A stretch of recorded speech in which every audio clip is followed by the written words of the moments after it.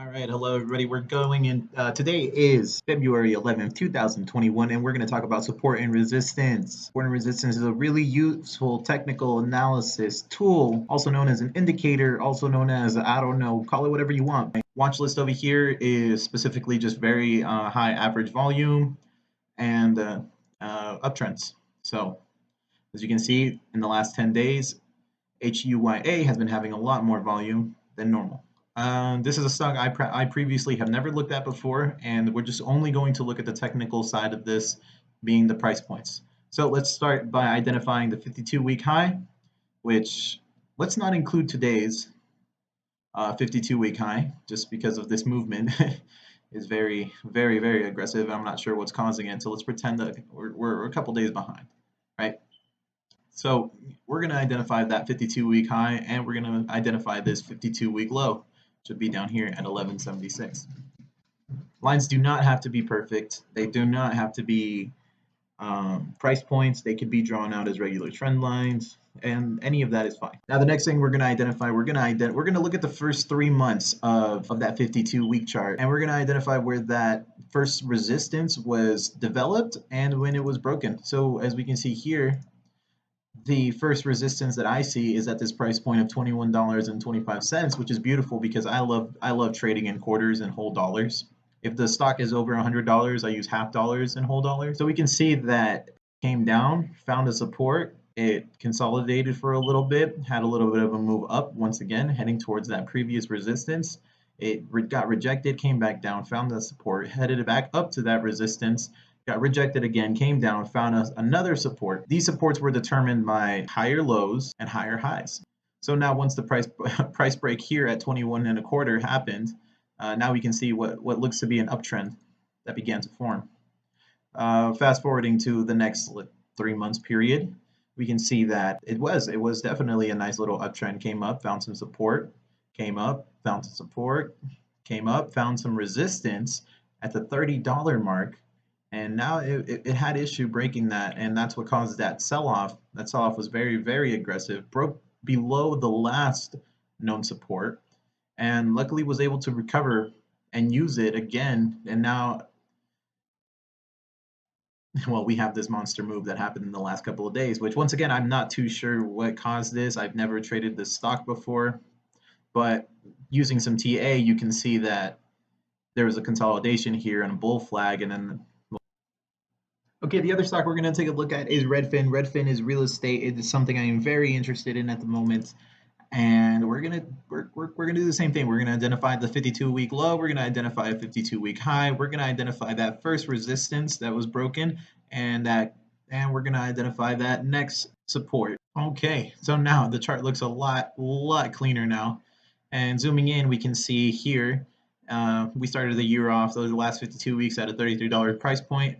Came down to $9, found some support, consistently grew, found a little bit of resistance here as we had our confirmation bounce, and then we were off to the races for a while.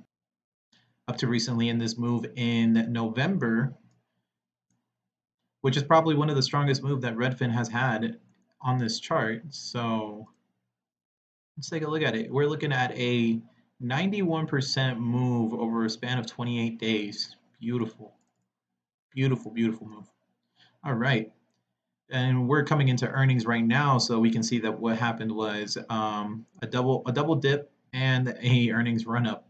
So we're personally me, I'm going to be expecting there to be another dip, and we'll probably be off to the races again once we can test this 94 resistance a couple more times. So one of the things to acknowledge here is to see how previous resistance can act as future support, and seeing how future support can also act as previous resistance. All right, how about now, without taking a position, we're going to, and only using support and resistance, so that means I get to turn off time and sales, my active trader, I can leave my chart on, I can turn off my level 2, and I can turn off news. So just using support and resistance, let's identify for this next 30-minute range a profitable trade. I personally have a watch list that focuses on momentum, volume, and intraday movements. Oh, here we go. All right, let's start. So we're gonna find this range. Here's the line, here's the high, here's the low of the day, and and this one is a price point that's been traded thoroughly today. So let's see what's going on. And we're in power hour at the moment. Seeing this chart right here, $22. There is next to no volume at all. Let's see. With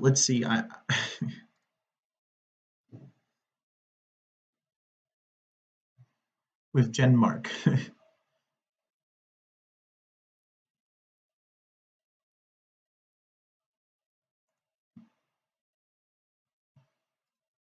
I would say this is a perfect entry, and this would be a perfect exit.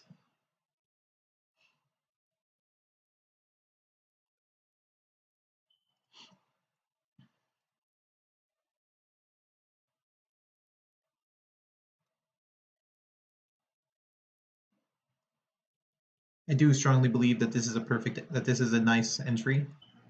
Okay, guys, I have to re-record that little sequence. Well, I had the Trading Fraternity live stream in the background. Link in the description or in the top right of the video.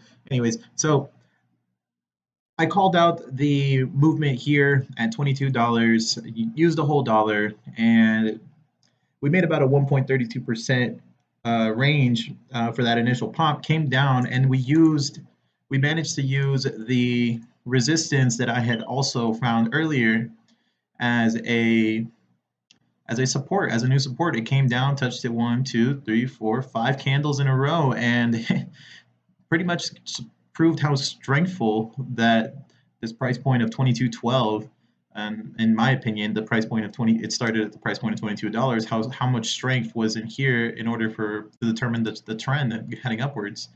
So overall, if this trade would have been taken off of just support and resistance and analysis, we probably would have been able to get out reasonably for a 2.25% return. Oh yeah, and the stop loss was a 0.6%. Is that a three to one ratio?